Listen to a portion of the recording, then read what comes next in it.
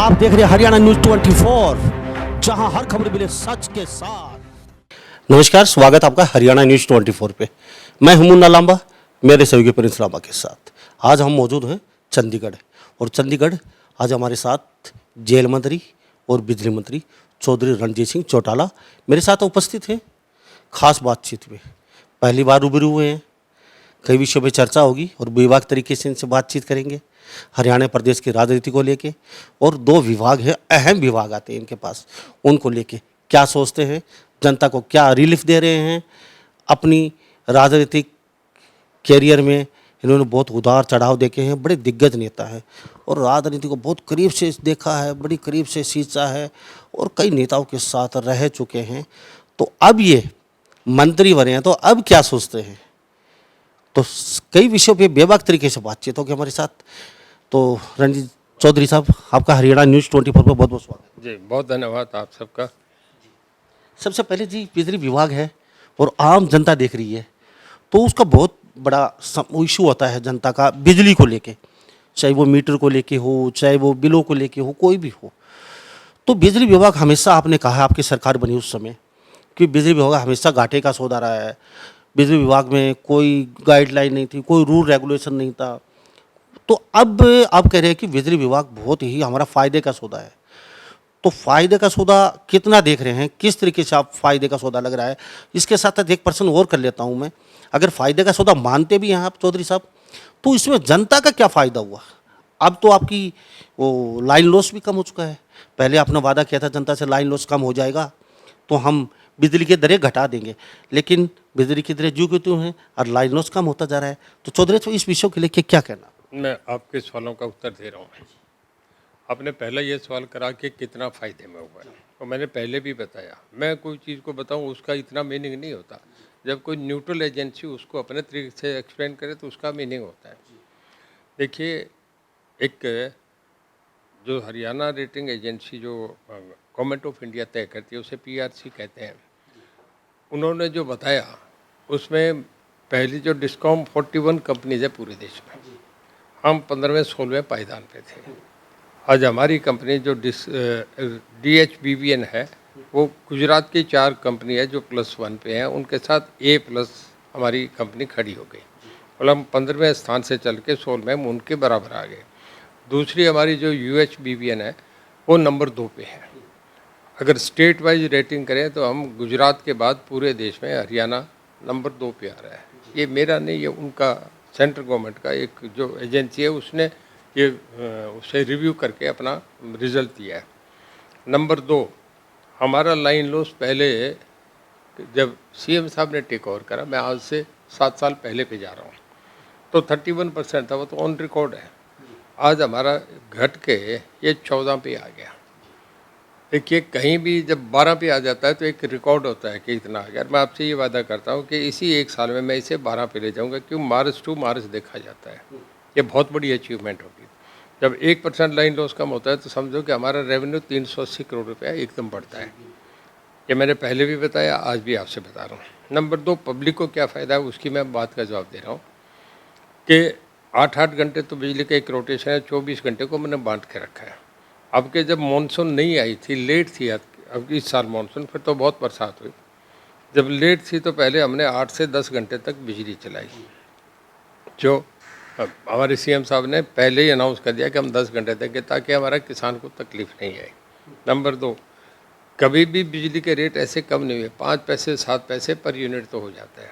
हमने 37 पैसे per unit, ये कंज्यूमर को फ़ायदा, आम पब्लिक को फ़ायदा है। कंज्यूमर में आप ये देखें कि पूरे हरियाणा में ये कोई 70 लाख करोड़ से भी ऊपर लोग हैं जिनको इस बात का फ़ायदा मिला।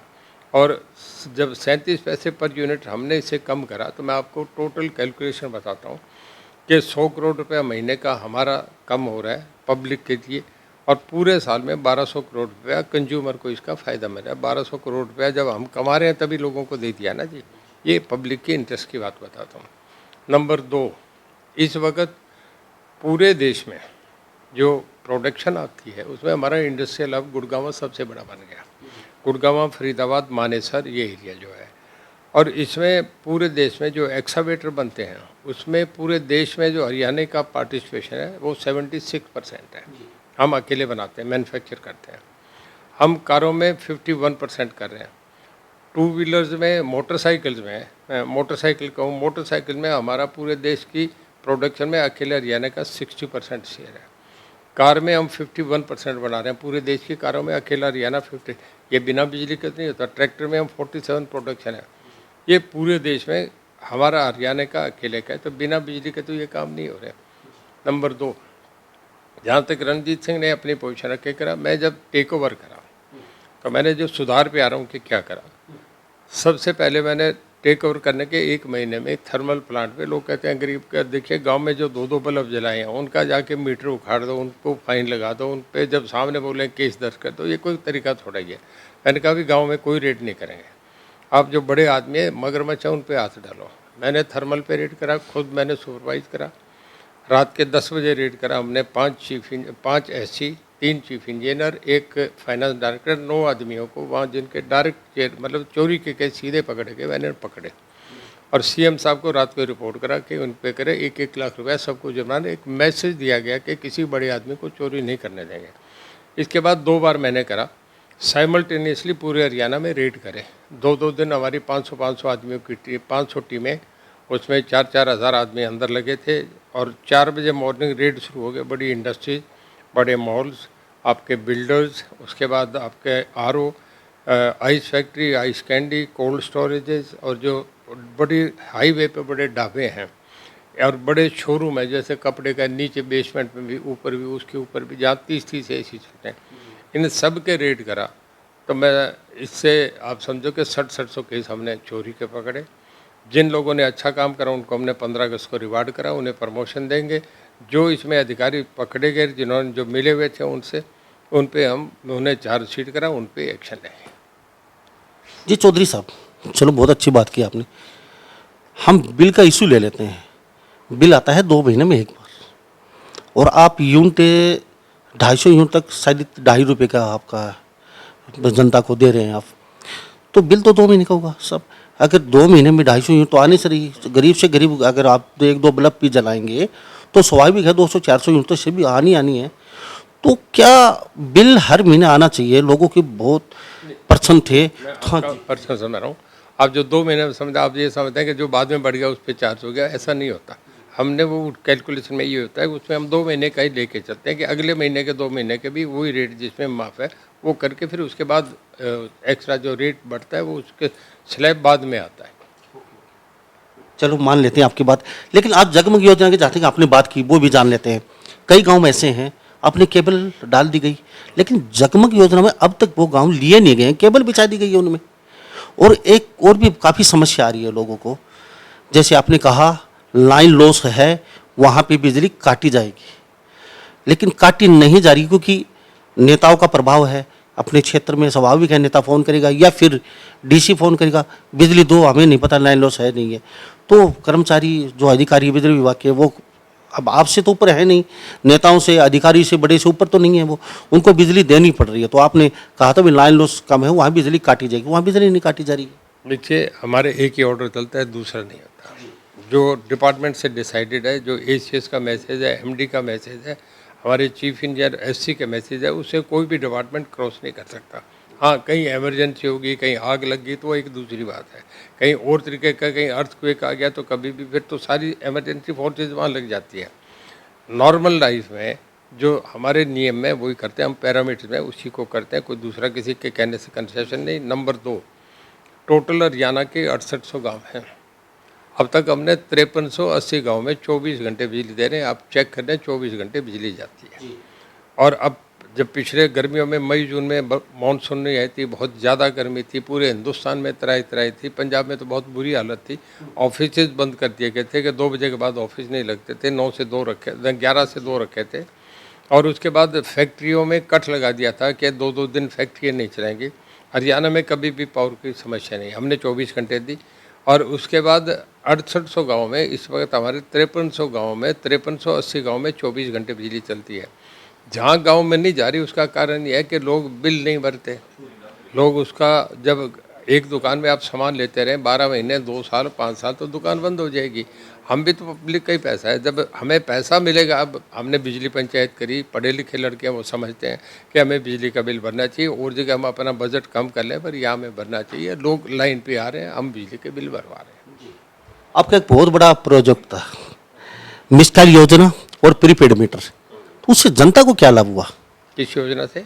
जैसे एक तो आपने मिस कॉल योजना शुरू की थी, मिस कॉल योजना, ठीक है, और एक प्रीपेड मीटर, तो उसमें जनता का लाभ क्या हुआ चौधरी साहब? देखिए, प्रीपेड बिल जो है वो एक ऐसा मीटर है कि उसमें आप अपना कभी भी रीडिंग अपना ले सकते हैं। वो आपके रिमोट से कंट्रोल है, जब उसे ऑफ कर दो, ऑन कर दो, और उसमें आप जैसे टेलीफोन के बिल भरते हैं ऐसे उसमें आप अपना पेमेंट भी कर दें। हमारे पास वो पूरा ऊपर लाइन से, जो एक लोगों को वहम था ना कि मीटर बड़ा तेज़ी से दौड़ता है, ये मीटर ऐसा है कि जिसे कभी भी चेक करो, ये हाईली टेक्निक है, इसमें कहीं भी कोई 0% भी कोई गुंजाइश नहीं। हमें पब्लिक का ये भी नहीं झेलना पड़ेगा कि साहब हमारा मीटर तेज़ चल रहा है। फिर भी हमने जो पुराने मीटर थे, कुछ ऐसे केसेज आए थे कि कोई 5,70,000 ऐसे लोग हैं जिनके बिल जो हैं या तो दरवाजे बंद हैं इस करके घर में उनके ज़्यादा बिल आ गए, या उनका मीटर लगा हुआ नहीं है, या उनके मीटर जले हुए हैं। इन सारे केसेज को मैंने कहा इसे बड़ा जल्दी हम 1.5 महीने का टारगेट दिए ऑफिसर को कि बैठ के जनता में बैठ के इससे तय करो, जिनका फालतू बिल है उसको चेक करके करो। तो हमारे साथ चौधरी रणजीत सिंह चौटाला बने हुए हैं, इनके पास बिजली मंत्री तो हैं ही, जेल विभाग ही इनके पास है, तो कुछ जेल विभाग को लेकर भी इनसे बातचीत करते हैं। आपने एक बहुत बड़ा प्रोजेक्ट शुरू किया था चौधरी साहब, जैम्बर लगाने को लेकर बड़ा प्रोजेक्ट था आपका जेलों पे। अक्सर सुनने को मिलता है अंदर से फ़ोन आ गया, बड़े अपराधी हैं, फिरौती मांग ली, मर्डर हो गया, या जैसे तैसे कई बातें खबर सुनने को मिल जाती हैं। काफ़ी बड़ा प्रोजेक्ट था जैम्बर लगाने को लेकर, तो क्या हुआ उसका कहीं ना कहीं? कहने का तय है, सारी चीज़ें एकदम नहीं हुआ करती, कुछ चीज़ें होती हैं प्लान करी जाती है, उसकी कोटेशन ली जाती है, टेंडर फ्रॉड करने होते हैं, उसके बाद हमारी वो बता के करेंगे कि जैमर इफेक्टिव का है, दूसरी जेलें हमें विजिट करके देखना पड़ता है, तो हम कर रहे हैं। पर हमारी जेलें जो है इसे मैं मॉडर्नाइज कर रहा हूँ, हमने एक कमेटी बना दी जो 15-16 इशू तो डिसाइड कर दिया। मैं ये समझता हूँ कि अगले 15 दिन में हम कर लेंगे, जेलों के नाम बदलेंगे, इसे हम जिला कारागार नहीं रहने देंगे, इसे सुधार करें, या जो भी 10 नाम है जो सामने आए हैं। हम चाह रहे हैं कि जितने अंदर कैदी हैं, इनमेट्स हैं, उन्हें बढ़िया खाना मिले। सबसे पहले हमारी प्राथमिकता है कि उन्हें बढ़िया डाइट मिले। तीसरा बात, जो लेडीज़ रह रही है उन्हें हम जैसे फ़ोन पे ज़्यादा समय बात करने का मौका मिले, 5 मिनट मिलता है उसके हम 7 मिनट 8 मिनट उनका, क्योंकि बच्चों से घर में बात करें वो हम कर रहे हैं। तीसरा, जो बहुत हार्ड क्रिमिनल्स हैं, गैंगस्टर हैं, उन्हें हम एक बैरक में रखें, बाकियों को ये करें, ताकि हम उनका जीवन सुधार सकें कि वो लोग और गलत काम में ना जाएं। तो जेलों में बहुत चीज़ें हैं जो मैं इसे कर रहा हूँ। उसमें जेलों में हम ये भी लिखने का सोच रहे हैं कि ड्यूटी में लिखा हो कि अच्छे बनो और जाओ, तो लोगों को एक मोटिवेट करने का तरीका है। हमारे सेशन जज को हम कहेंगे कि वो, हालांकि अभी चल रहा है, पहले ऑलरेडी विजिट करें, वो उसमें विजिट करें और उसमें सारी रिपोर्ट लिखें, ताकि एक डर बना रहे। क्योंकि जेल का जो सुप्रिटेंडेंट होता है वो सुप्रिटेंडेंट जेल भी है, वो डीसी भी है, वो एसपी भी है, और वो वहाँ का सेशन जज भी वही बना होता है, वो बादशाह बना होता है। उसे चेक करने के लिए हम जेल में कुछ सुधार ला रहे हैं, ताकि चलो कोई आदमी किसी सज़ा से अंदर चला गया, उसे सज़ा देने से मतलब नहीं है, उसे सुधार करके वो अपना रियलाइज़ करे और बाहर आए, एक अच्छा जीवन जिए। जी, आपका एक बहुत बड़ा और एक प्रोजेक्ट था, ओपन जेल फरीदाबाद और करनाल में, उस प्रोजेक्ट का क्या हुआ? कहीं ना कहीं अभी श्रेय नहीं चढ़ पाया है। करनाल में बना है, थोड़ा हम अभी ट्रायल पे इसे कर रहे हैं। देखिए, हमारे में एक फ़र्क है, पंजाब और हरियाणा क्यों एनसीआर के नज़दीक है, ज़मीनें बहुत महंगी है। गुड़गांव में आप देख रहे हैं, झज्जर में तो करोड़ों के भाव है, रेवाड़ी में, तो ऐसे ही सोनीपत, बहादुरगढ़, गुड़गांव में एनसीआर के नज़दीक है। अब राजस्थान की तरह हमारा बहुत लंबा इलाका तो है नहीं कि डेजर्ट है। ओपन जेल वहाँ ज़्यादा कामयाब रहती है, जहाँ आप पे ज़मीन का कोई हो नहीं, 1000 एकड़ में ही आपने जेल बना दी हो। हमें यहाँ ज़मीनें भी अब लेते हैं। मैं आपको दादरी का बात बता रहा हूँ, दादरी में हमने जेल बनानी है, उसके लिए जब कोटेशन मांगी 70 लाख रुपये एकड़ का भाव है दादरी जैसे इलाके में। तो मेरा कहने का मतलब कि इतनी कॉस्टली ज़मीन पे ओपन जेल में तो बहुत लंबा एरिया लेना, तो हमने अभी ट्रायल पे एक फरीदाबाद उस 2 जेल को कर रहे हैं, उसे देख के फिर हम उससे आगे बढ़ेंगे। ये कैदियों की डाइट का बहुत बड़ा इशू रहता है, तो डाइट में कुछ बढ़ोतरी कर रहे हैं कैदियों के लिए, या फिर खुद भी आप कभी किसी जेल का दौरा करते हैं तो आप तो सर नेता हैं, पता चल जाता है चौधरी रणजीत सिंह आ रहे हैं, जेल का निरीक्षण करेंगे, तो जैसे थे व्यवस्था सुधार लेते हैं, उस दिन 1 दिन 2 दिन 3 दिन, तो उसके बाद व्यवस्था वही हो जाती है। जैसे कई बार कैदी बाहर आते हैं, पूछ लेते हैं कैसा खाना, तो खाना कोई खास अभी ऐसा सुधरा नहीं है। और शायद ही कैदी झूठ बोल रहे होंगे, लेकिन ये भी हो सकता है। लेकिन कैदियों के लिए कुछ खास डाइट का बंदोबस्त अभी कुछ प्लान सोचा है, फिक्स हाँ यही रहेगा और इससे नीचे कैदियों की डाइट नहीं होगी। मैंने आपसे बताया ना, जो हम कमेटी में ले रहे हैं उसमें सबसे ज़्यादा इसी पे थ्रस्ट अपॉन कर रहे हैं कि बढ़िया खाना मिले। बाकी अभी भी जो मिल रहा है खाना, ऐसा नहीं है कि उन्हें बिल्कुल ही नहीं मिल रहा, पर क्योंकि अंदर के कैदी ही को वो कॉन्ट्रैक्ट मिलता है, वही सामान खरीदता है, देता है, तो उससे थोड़ा सा एक विश्वास कम होता है। जेल चाह रहे हैं कि अच्छे बने। मैं ये भी समझ रहा हूँ कि हमारी जेलों में अगर बाहर ये मैसेज आ जाए ना कि सफाई से बहुत अच्छी व्यवस्था से करा जा रहा है, और रेट टू रेट अगर बाहर भेजें, तो जैसे हल्दीराम का नाम है, हमारी जेलों में भी मैं चाह रहा हूँ कि लोगों में हर ब्याह शादियों में, सरकारी कार्यालयों में, हर जगह जेल की मिठाइयाँ बन के बाहर जाए, तो एक और अच्छा वातावरण बनेगा। ये एक अहम प्रश्न और है ये कर्मचारियों का। 8 साल बाद प्रमोशन हो जाता है कर्मचारी का आपके विभाग में। कई कर्मचारी ऐसे हैं उनका प्रमोशन नहीं हुआ। अगर प्रमोशन नहीं होता है चलो कोई बात नहीं है, लेकिन एक इंक्रीमेंट लगाया जाता है उसको, जिससे उसके वेतन में बढ़ोतरी हो, तो वो भी नहीं लग पाया। बहुत सैकड़ों ऐसे कर्मचारी हैं कहीं ना कहीं वो चुपचाप बैठे हैं और कभी इंतजार कर रहे हैं। चौधरी रणजीत सिंह चौटाला जी हमारी तरफ भी देखेंगे, चलो हमारी प्रमोशन तो नहीं हुआ लेकिन कम से कम वेतन में बढ़ोतरी तो हो। अगर एक दो हमारा नहीं, बहुत लोग मेरे पे आए हैं, मैंने उनकी बातें सुनी, और 2-3 लोगों में तो हमने कर दिया, तुरंत कर दिया था। अब जैसे एक ये मेरे पास अभी पिछले दिनों में लोगों की ये मांग थी कि बिजली का मीटर रिकॉर्ड करने के लिए एक सर्विसमैन ज़्यादा बढ़िया, दूसरे लोगों को ठेका ना दें। वो भी मैंने एक सर्विसमैन को दे दिया। तो हम देखिए, हर चीज़ तो एक दिन में कोई आदमी 100% तो परफेक्ट नहीं होता। जैसे जैसे चीज़ सामने आती है, अब आपने कोई सुझाव दिया तो मैं इसे और बढ़िया करूँगा। पर मैं पहले भी इस पे बहुत करे, मैं कभी भी ऐसा नहीं है कि वहाँ डाइट बढ़िया नहीं मिल रही हो, पर मैं इसे और चेक करता हूँ फिर भी आपका, क्योंकि कभी कोई चीज़ का ख़त्म तो होता ही नहीं। उसके लिए तो सजेशन हर आदमी के, हर एक छोटा आदमी भी कई बार बहुत समझदारी की बात कर देता है। तो मैं तो जो भी कोई बढ़िया इनपुट मिलता है उसे तुरंत साथ के साथ इम्प्लीमेंट कर देता हूँ। जी, लाइनमैन जो पुराने हैं, जो नए हैं, जो चहेते अफसरों के खास हैं, आप बार बार लेटर जारी करते हैं। कई लेटर मैंने आपके देखे हैं आपके विभाग के, कि आप फील्ड का काम है, फील्ड में ही रहेंगे, बिजली बाधित नहीं होनी चाहिए, 24 घंटे उपभोक्ताओं को अच्छी सस्ती सुलभ बिजली मिलनी चाहिए। और आपने क्लर्क भी भर्ती किए, तो क्लर्कों के साथ वो चहेते जो लाइनमैन हैं फील्ड में, जो हेएलएम हैं, वो वहीं बैठे रहते हैं, ऑफिस छोड़ के जाते नहीं हैं, जिससे बिजली बाधित रहती है और लेटरों का उन पर कोई असर नहीं होता। क्योंकि हम फील्ड में रहते हैं ज़्यादातर, हमें पता चल जाता है ये उसका चाहिता है, एक्शन का है, ये एसडीओ का चाहिता है, ये फलाने का चाहिता है, फील्ड में नहीं जाएगा, तो इस तरीके से उनको कोई असर नहीं होता। अगर ऐसे कर्मचारी हैं तो क्या कार्रवाई होनी चाहिए, अगर मिल जाते हैं तो सक्सेस? मैं आपके शहर के 2 उदाहरण बता रहा हूँ। बहुत जगह ऐसा हुआ है। मेरा नंबर सार्वजनिक कर रखा है, जब भी कोई कंप्लेंट आती है डायरेक्टली मैं उठाता हूँ। कई बार तो गांव के आदमी भी डायरेक्टली फ़ोन कर लेते हैं, फिर उन्हें विश्वास नहीं होता कि मैं ही बोल रहा हूँ। फिर उन्हें बताता हूँ नहीं मैं बोल रहा हूँ, तुम्हारी समस्या बताओ, और फिर कह देता हूँ ऐसी एक्शन जो भी। रात में एक दिन ऐसा हुआ कि आपके भिवानी में एक कोई वैश्य कॉलेज के आगे एक ट्रांसफार्मर था जो ज़मीन पे पड़ा था, और बहुत सालों से लोग मेरे से कंप्लेंट करने लगे कि जी हमने सबसे कह दिया, किरण चौधरी से भी कहा, तब से आज तक हटा नहीं, हमारा सालों साल का। लड़कियाँ जाती थी, उनके साइकिल उससे टकरा जाती थी, वो रास्ते चलता आदमी उससे टकरा जाता था। कई बार बरसात के दिनों में कोई पशु उससे जब अपने आप को शरीर रगड़ता है तो 1-2 डेथ भी हो गई। तो मुझे जब लोगों ने बताया तो मैंने एससी से फ़ोन करा। एससी कहता है जी वो एसडीओ निकम्मा मानता नहीं। मैंने एसडीओ को फ़ोन करा, मैं कहने का भाई मेरी बात सुन, मुझे टाइम बता कितने में ये लगेगा। वो कहने का जी मैं ऐसे कर देता हूँ, 1 हफ्ते का टाइम, 1 हफ्ते नहीं मैं 2 दिन का टाइम देता हूँ, कल तक ये लग जाना चाहिए, नहीं तो रेड लाइन करता हूँ, इसके बाद अगला एक्शन सस्पेंशन होगा और तेरी सारी एसीआर खोलूँगा। आप विश्वास नहीं करेंगे, उसी दिन रात के 1:30 बजे उसने मुझे फ़ोन करके कहा 70 लेबर लेके गया और उस ट्रांसफार्मर को उठा के दे दिया। इसके बाद शहर में एक विश्वास बना कि Ranjit Singh is a man of action. मुझे अगले दिन एक संपूर्ण सिंह आपका स्टूडेंट लीडर है, उसके बाद शहर के हालू बाज़ार के लोग मेरे पे इकट्ठे हो गए कि हमारे बाज़ार में दोनों तरफ लाइनें हैं, एक तरफ कर दी जाए, उसे कर दी। आया मैंने तुरंत ऐसी एक्शन, एसडीओ सब स्टाफ चला गया और वो उन्होंने उनके साथ बैठ के जो उन्होंने टाइम मांगा उस पर वो करके आ गया। आप शहर में पता कर लो, जब भी कोई ऐसी एक्शन आता है मैं तुरंत, चाहे जेई हो एक्शन हो, उसे उसी वक्त वार्निंग दे देता हूँ कि इसके बाद एक्शन लूँगा। और आज के दिन डर आया है, विभाग में बहुत डर आया है। जी चौधरी साहब, एक प्रश्न और है, ये कर्मचारियों का है। 2019 में गाइडलाइन जारी की थी आपने, यानी कि दक्षिण हरियाणा के कर्मचारी उत्तरी हरियाणा में बदली करवा सकते हैं और उत्तरी हरियाणा के दक्षिण हरियाणा में जा सकते हैं।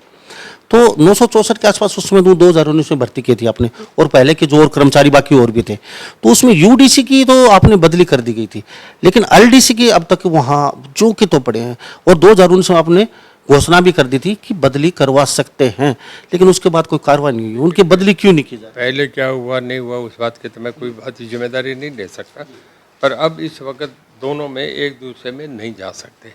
अगर कोई जाने का कोई ऐसा रास्ता निकला, डिपार्टमेंट में समझा कि इसमें ज़्यादा कोई नुकसान नहीं है और डिपार्टमेंट का फ़ायदा या सर्विस करने वालों का फ़ायदा है, तो हम इससे सोच लेंगे, कर लेंगे, पर अभी तक ऐसा नहीं है। जी, लगभग पूरे हरियाणा जा चुके होंगे आप। जी हाँ, मैं काफ़ी जगह गया हूँ जी, बहुत जगह। मैं आप ये समझो कि भिवानी भी आपके 2 बार जा लिया, तकरीबन तकरीबन हर ज़िले में जा लिया। जी, लोगों की डिमांड है, रणजीत चौटाला बिजली मंत्री अच्छा काम कर रहे हैं हर पूरे हरियाणा के।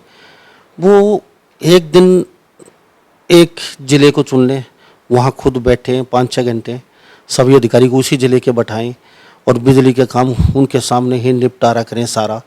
और जो अधिकारी लेट लतीफ़ हैं या फिर वो पुराने पैटर्न पे चल रहे हैं, उनके वहीं पे यानी कि देसी भाषा में रगड़ा मारा जाए, तो ऐसा कुछ संभव हो सकता है जनता जनार्दन? मैं देखिए ऑन रिकॉर्ड कह रहा हूँ, सिरसा, फतेहाबाद, हिसार 3 ज़िले मैंने रखे थे जिनमें एक फिक्स डेट पे जाया करता था, और वहीं 2-2 हज़ार लोग इकट्ठे होते थे, साथ के साथ होते थे। आप हिसार में जाके फतेहाबाद में चेक कर लें, सिरसा में चेक कर लें।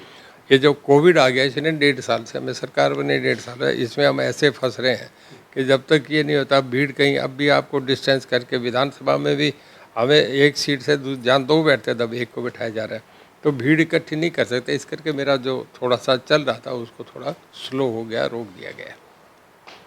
जी, बिल 1400 यूनिट तक अगर होता है आप इसका मैं एक उदाहरण दे रहा तो वहीं पे भरे। हाँ सर। हूँ, मैं इसका एक उदाहरण दे रहा हूँ। एक जींद में एक गांव है, उनमें जो गांव की गली थी उसमें बीच में पोल लगे हुए थे 24, और गांव वालों ने मुझे पंचायत ने फ़ोन करा कि साहब हमें ये, मैं कहने कि मैं हिसार आ रहा हूँ, आप उस दिन आ जाएँ। उस दिन आया, मैंने उसी वक्त एससी को फ़ोन कर दिया। एससी एक्शन एसडीओ उसी दिन जाके वहाँ रात को मुझे रिपोर्ट करा, और 1 हफ्ते के अंदर 24 पोल थे जिसमें ना ट्रैक्टर ट्राली समेत निकल सकते थे, कारें निकल सकती थी, वो हटा के उन्हें ठीक दिए। उस गाँव में जाके आप पता कर लें। एक बिल का और बहुत बड़ा इशू है, लोगों का बिल भरना चाहते हैं, लेकिन जो आपके अधिकारी हैं वो कहीं ना कहीं पलीथा लगा देते हैं। कहते 1400 बिल तक तो ठीक है, हम भरवा लेते हैं, जैसे कहीं भी, जैसे रेवाड़ी, दादरी, महेंद्रगढ़, जैसे भिवानी, तो सब जो भी छोटे छोटे स्टेशनों पे अगर उससे ज़्यादा होता है तो रेड घोषित कर दिया जाता है। तो वो हिसार आपका ऑफिस है दक्षिण हरियाणा का, तो वहाँ पे चक्कर काटते रहते हैं, 2 दिन 3 दिन 4 दिन, आएगा होगा वहाँ जाइए वहाँ जाइए। तो ऐसा नहीं है कि ज़्यादा बिल वाले वहीं के वहीं। हमने ये तय कर दिया कि जिनके बिल बढ़ के आ गए या कोई इस तरीके की प्रॉब्लम है, उसके लिए ओपन दरबार लगाना शुरू कर दिया। ये 15 दिन में हर ब्लॉक वाइज लगता है, और उसमें एसडीओ एक्शन वहीं जाते हैं, लोगों के बिल लेते हैं और उससे साथ के साथ ही निपटाते हैं। ये पिछले 3 महीने से शुरू कर दिया। जी सर, अभी थोड़ा सा राजनीति में बातचीत कर लेते हैं। पहले काफ़ी प्रतिपक्ष नेता शायद ही हमारे भूपेंद्र सिंह हुड्डा है, अविश्वास प्रस्ताव आएगा, सरकार लड़खड़ाई हुई है, गिर जाएगी, तो क्या लगता है 5 साल सरकार समूच चलेगी, या अभी भी कुछ ऐसा लग रहा है आपको कि केरला में 1 के मार्जिन से 5 साल सरकार चली। हरियाणा में अभी बहुत बड़ा फर्क है, कांग्रेस के तो टोटल 31 मेंबर हैं, हमारे 40 बीजेपी के हैं, 10 जेजेपी के हैं, और हम 7 इंडिपेंडेंट हैं, और एक उसके बाद आप समझे गोपाल कांडा भी हैं। तो आप ये समझे कि 58 सदस्य तो बिल्कुल सरकार के साथ खड़े हैं, कहीं नज़दीक दूर ही नहीं है। कोई भी सरकार गिरने की कोई सोच नहीं सकता, ना हुड्डा साहब को भी ये विश्वास नहीं कि हम सरकार गिरा सकते हैं, कहीं है ही नहीं, तो इनस्टेबल होने का तो मतलब ही नहीं है। दूसरा ये है कि सरकार अपने तरीके से बढ़िया कर रही है, मैं नहीं कह रहा, मैं एक सरकार पे एक ही कमेंट कर रहा हूँ कि अभी पिछले दिनों एक नीति आयोग, जो पहले प्लानिंग कमीशन होता था, नीति आयोग पूरे देश का सबसे बड़ा फाइनेंशियली इंफ्रास्ट्रक्चर है, उसने ये कमेंट करे हैं कि पूरे देश में इस वक्त जो बड़ी स्टेट्स है उसमें फास्ट ग्रोइंग स्टेट में उसमें हरियाणा नंबर 2 है। तो ये जब नीति आयोग ये कह रहा है तो फिर मैं नहीं समझता कि कहीं डेवलपमेंट में, कहीं विकास में, ठीक है एक किसान का मामला थोड़ा चला है, उसकी पंजाब, हरियाणा और ख़ास करके वेस्टर्न यूपी में थोड़ा इसका आया है। कुछ चीज़ें इसमें है जो किसानों को भी बड़ा लंबा एजिटेशन हो गया। जब भी कभी एजिटेशन वायलेंट हुआ है, इवन महात्मा गांधी ने भी चंपारण में इसे सस्पेंड कर दिया था। एजिटेशन करना किसान का अधिकार है, वो करें, पर जो थोड़ा बहुत कई बार किसी से हो जाते हैं, वो कुछ ऐसे एलिमेंट आके बीच में कर देते हैं, अभी उससे कुछ लग रहा है विपक्ष पार्टियां कहीं ना कहीं मुद्दा बना के इसको अपनी जमीन तलाश रही हैं। आपके बयान कई बार आते हैं, आपकी पार्टी की तरफ से शीर्ष नेताएं बोलते हैं आंदोलन तो रहा ही नहीं है, शायद रीति अभी उचकी इसके। देखिए, मैं वो नहीं कहूँगा, मैं किसान हूँ, गलत बात कभी भी नहीं कहूँगा, पर एक कहूँगा कि आंदोलन तो एक तरीके से होता है, आंदोलन कभी इतना लंबा नहीं चला करता। आंदोलन की लाइफ 2 महीने 3 महीने, उससे ज़्यादा। जो देवीलाल का न्याय युद्ध था 87 में, हम सारे देखते थे, तो उन्होंने भी ये कहा था सबसे ज़्यादा फाइटर वो रहे हैं कि कोई भी लड़ाई बहुत लंबी नहीं चला करती। पब्लिक को आप 2 महीने 3 महीने, उसके बाद रिजल्ट चाहती है। वहाँ बैठे किसान भी 90% भी ये चाहते हैं कि हमें समझौता हो जाए, हमारा इज्जत से हम फैसला लेके जाएं। सरकार भी ये चाहती है। सरकार ने 11 बार बुला लिए, हर बार नो कर जाते हैं, 40-40 आदमी जाते हैं। पंजाब टोटल डोमिनेट कर रहा है, हरियाणा का तो उसमें कोई हिस्सेदारी नहीं। चटोनी कहाँ हरियाणा को किसानों को रहता, आप हम जानते हैं। तो खापों का मामला है, वो चले जाए तो थोड़ी भीड़ चली जाती है। तो पार्टी की भी घोषणा की है। मैं 1 मिनट नहीं, मैं चटोनी को ज़्यादा उस पर नहीं कहूँगा, व्यक्तिगत किसी पे टिप्पणी नहीं कर रहा, पर मेरा कहने का मतलब कि देखिए, जब शुरू में आंदोलन था, आपने एक ठीक बात कही है, लोगों से गांव से ट्रालियाँ जा रही थी, पूरी भीड़ जा रही थी, लोग गेहूं लेके जा रहे थे, पैसा इकट्ठा कर रहे थे, घी लेके जा रहे थे, जगह जगह कढ़ाइयाँ लगी थी। वो कितने दिन मेंटेन होता है, इतना लंबा नहीं। अब लोगों को भी ये थी क्या नहीं, फिर लोगों को जब ये विश्वास हो जाए ना कि जो हमारे लीडर्स आगे वो फैसला नहीं कर रहे, तो लोगों का हौसला टूट गया। मैं अब भी इस राय का हूँ, मैं तो अभी भी प्राइम मिनिस्टर साहब से मिला था, मोदी जी से। मैं अभी उन्हें किसानों का चर्चा करके आया कि जी इसे बहुत लंबा हो गया, इसे ज़रा देखना चाहिए, ख़त्म करना चाहिए। उन्होंने भी बताया कि हम 4 मांगे रखी, हमने 2 तो तुरंत मान गई थी। उनके सब संगठन 12 आके बोल के, पर अगले दिन ही वो कह के नेता ऊपर मिल के आते हैं, बात करके आते हैं, पर आके पब्लिक में बैठ के फिर उल्टे स्टैंड ले लेते हैं। पब्लिक चाह रही है, किसान भी फैसला करना चाह रहे हैं, पर जो आगू उनके बन रहे हैं वो अपने गेम खेलते हैं। जैसे यहाँ जब जाट आरक्षण था, तो उस वक्त यशपाल मलिक लोगों से लूट के पैसा चला गया। तो जो नेता है वो थोड़ा सा इसमें ठीक नहीं, उन्हें एक राइट थिंकिंग आदमी बनना चाहिए। इसे अच्छी सोच से करके सरकार लोगों का, किसानों का, अगर किसानों का सारा हम देखें, अगर इनका उठाएं तो हर जगह सब्सिडी मिलती है किसान को, तो मैक्सिमम सरकारी ये नहीं सदा से ही चलता आ रहा है। चौधरी साहब, एक बात और पूछ लेते हैं आपसे, आपके परिवार को लेके। अभी चौटाला ने इस्तीफा दे दिया किसानों के लिए, भाई हम तो किसानों के साथ हैं और किसानों के साथ रहेंगे, और अक्सर बॉर्डर पे देखे जाते हैं बैठे किसानों के साथ, और अपने बाग से आम वगैरह जैसे और भी काफ़ी मदद कर रहे हैं, तो कितना सही मानते हैं इस चीज़ को? देखिए, कोई किसानों में जाके अगर कोई सीमा में, मर्यादा में कोई बात कहती है तो कोई बुरी बात नहीं है। कोई उन्हें आंदोलन के उखाड़ता है, उन्हें कोई वायलेंस पे ले जाता है, तो वो गलत बात है। हरियाणा सरकार भी सब देख रही है, हमारे चीफ मिनिस्टर, पूरी सरकार, पूरे हमारे अधिकारी जो वहाँ शांति प्रिय बैठे हैं, उनसे बैठे हैं, हमारे ऑफिसर्स बीच में जाके कहते हैं तुम्हें किस मदद चाहिए, वो हर मदद कर रहे हैं। ये कोई उनमें जाना करना नहीं है, पर मैं ये समझता हूँ जो जा रहे हैं उनके कहने से ना तो किसान वापस आ गए, ना उनके कहने से और किसान वहाँ जा रहे। अपना चक्कर लगा के कोई भी आ जाए।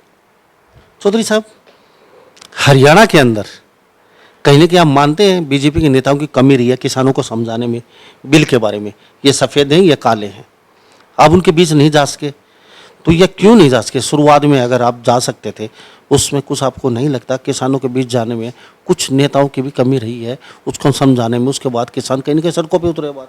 देखिए, कौन क्या समझेगा नहीं समझेगा। इवन प्रधानमंत्री जी ने लोकसभा में ये अनाउंस करा, हमारे कृषि मंत्री ने कई बार करा, हमारे मुख्यमंत्री जी ने ये बात कहा कि उसमें कुछ है नहीं, जो गलत है उन एक्ट को काट दो, एक्ट विड्रा नहीं होते। ये बात किसान भी जानते हैं, लीडर्स भी जानते हैं, एक्ट नहीं विड्रा होते। आज ये एक्ट है, कल को कोई पार्लियामेंट पे इकट्ठे हो गए कह दे कि 3 तलाक ख़त्म करो, तो पार्लियामेंट का घेराव करेंगे। यूँ कभी देश थोड़ा ही चलता है, कानून थोड़े बदले जाते हैं, कानून कभी भी नहीं बदले जाते, उसमें संशोधन करे जाते हैं। जो भी एक्ट बना तब से लेके आज तक संशोधन, यहाँ नहीं, इंग्लैंड के जो कन्वेंशन पे चलता है वहाँ भी संशोधन हो रहे हैं, अमेरिका में भी हो रहे हैं, हर जगह डेमोक्रेटिक सेटअप है, वर्ल्ड की लार्जेस्ट डेमोक्रेटिक सेटअप है। कोई गलत है तो उसे लोकसभा में आए, खुद प्रधानमंत्री कहते हैं कि जो गलत धारा है उन्हें हम काट देते हैं। चौधरी साहब, एमएसपी सरकार लागू क्यों नहीं देती थी किसानों को? क्या लगता है आपको? अगर आपकी कहीं ज़रूरत पड़े तो आप क्या किसानों के बीच में जाके तैयार हैं उनको समझाने में, अपनी पूरी भागीदारी निभाने में? अगर किसानों को और क्या कहना चाहेंगे कि वो वहाँ से खड़े हो जाएं या फिर बैठे रहें अपनी मांगों के लिए? कितना जायज़ मांग? इशू है, बहुत बड़ा है, हर स्टेट के अपनी अपनी प्रॉब्लम्स है, इसमें मेरा कोई ज़्यादा बड़ा रोल नहीं बनता। अब पंजाब के किसान किसके कहने से मानेंगे, यूपी के किसके कहने से मानेंगे, मैं नहीं समझता कि इसमें एक प्रॉपर कमेटी बनी है, सेंट्रल सब्जेक्ट है, यूनियन गवर्नमेंट का है, उन्होंने ऑलरेडी मिनिस्टर बना के कमेटी, कोई चीज़ है वहाँ को उन्हें अधिकार है वो करेंगे, वो पीएम से रिपोर्ट करेंगे, फैसले हो जाएंगे। तो चौधरी साहब और क्या कहना कहें, चलते चलते लोगों को क्या संदेश देंगे, आखिर में क्या कहना चाहेंगे? ये जी मुझे जो जिम्मेदारी मिली है मैं उसे निभा रहा हूँ। कभी भी मेरे लाइक किसी का कोई सुझाव हो, कोई बढ़िया सजेशन हो, तो मैं तो ऐसा आदमी हूँ कि उसे साथ के साथ इम्प्लीमेंट करता हूँ। जब हम लोगों से चुने हुए एक सिविलाइज सोसाइटी में, डेमोक्रेटिक सेटअप में एक सरकार बनती है तो हम लोगों के लिए हैं, लोगों द्वारा बनाए हैं, लोगों के लिए हैं। कभी भी कोई बात हो तो मैं उनका कोई अच्छा सुझाव, कभी भी मुझे कोई भी आदमी देता है, मैं उसे इमीडिएट उसे, अगर बशर्ते कि वो नियम में आता हो तो मैं लागू कर देता हूँ। सब एक क्वेश्चन हो रखा है दक्षिण हरियाणा का, बहुत बड़ा इशू था, लोगों ने पैसे भर रखे हैं कनेक्शन के लिए, बड़ा इशू है, बहुत बड़ा इशू दक्षिण हरियाणा के लिए। फसल वहाँ जब भी पैदा होती है जब वहाँ बोरवेल हो जाएगा, क्यों वहाँ बिजली के नहर तो है नहीं, वहाँ पे आपको ही पता है बालू मिट्टी है, वहाँ ऐसा कुछ है नहीं, बिजली आएगी तो फसल होगी, अगर बिजली नहीं तो फसल नहीं है। तो वहाँ लोगों ने 4-4 लाख रुपए, 4.5 लाख रुपए, 3 लाख रुपए, 5 लाख रुपए, और आपने बोल भी दिया ठीक है आप बोरवेल कनेक्शन, लेकिन अब भी नहीं हो रहे हैं, वजह क्या, क्यों? देखिए कुछ चीज़ें, बहुत बड़ा गैप है। आपके महेंद्रगढ़ में, भिवानी में पानी हज़ार फुट नीचे चला गया। ये गलत शंका नहीं है, माइक्रो इरिगेशन का इसी करके प्रचार हो रहा है। पूरे अगर अमेरिका में, यूरोप में जाके आप देखें, सब जगह ये हमारी तरह खुले खाल चल के पानी लगे, ऐसा नहीं हुआ करता, और पानी को बचाया जाता है। हमारे पूरे दुनिया का अगर हम देखें तो 30% पानी की कंजप्शन अकेले भारत में है। हम पानी उठा रहे हैं, हर साल नया पाइप नीचे लगा रहे हैं, कल को ये तो 15-20 साल के बाद पानी नहीं रहेगा, अगली पीढ़ियाँ तबाह हो जाएगी। तो जो सारा इस पे जोर दिया जा रहा है वो इसी पे दिया जा रहा है। पानी किसी का थोड़ा ही है, पानी तो भगवान का दिया हुआ पानी, नीचे इतना है, उठा के कितने दिन, आखिर कोई चीज़ एक समय तक चलती है। तो थोड़ा ये है कि इसे माइक्रो इरिगेशन पे ला के इसे थोड़ा सा ठीक तरीके से इस्तेमाल के इसकी यूटिलाइजेशन ठीक हो तो लोगों को, आगे पीढ़ियों को दिक्कत नहीं है। जिन लोगों ने पैसे भर रखे हैं वो इंतजार में बैठे हैं, ये मंत्री जी हमारे कुछ सुनेंगे। कल हाउस में कॉल अटेंशन मोशन थी, उसका मैंने जवाब दिया है। मेरा सबसे बड़ा इसी गेम पे लग रहा हूँ कि मैं ज़्यादा से ज़्यादा ट्यूबवेल से, एक हमारी 2 पार्टी थी जिन्होंने ठीक से काम नहीं करा, उन्होंने टेंडर ले लिए थे 50,000 ट्यूबवेल्स के, उसके बाद उनसे हुए नहीं, उनका 11 करोड़ रुपया भी हमने जो सिक्योरिटी थी जब्त कर ली, और अब इससे हम सर्कल वाइज दे रहे हैं कि किसी को 3,000, 3,500 ट्यूबवेल दे के पूरे हरियाणा को सर्कल वाइज बांट के मैं इसे जल्दी से जल्दी 2022 तक मैं समझता हूँ कि बहुत सारे कनेक्शन जो है वो करवा दूँगा। थैंक यू सर, बहुत धन्यवाद जी, थैंक यू। तो हमारे साथ चौधरी रणजीत सिंह चौटाला बने हुए थे, अच्छे सुलझे हुए इंसान हैं, अच्छा बोलते हैं, बेबाक बोलते हैं, और जो बोलते हैं साफ सुथरा बोलते हैं। तो इस बारे में आप क्या सोचते हैं, कमेंट अपनी राय जरूर दे दीजिए। मैं मुन्ना लांबा, मेरे सहयोगी प्रिंस लांबा के साथ हरियाणा न्यूज़ 24। नमस्कार, जय हिंद। आप देख रहे हैं हरियाणा न्यूज़ 24, जहां हर खबर मिले सच के साथ।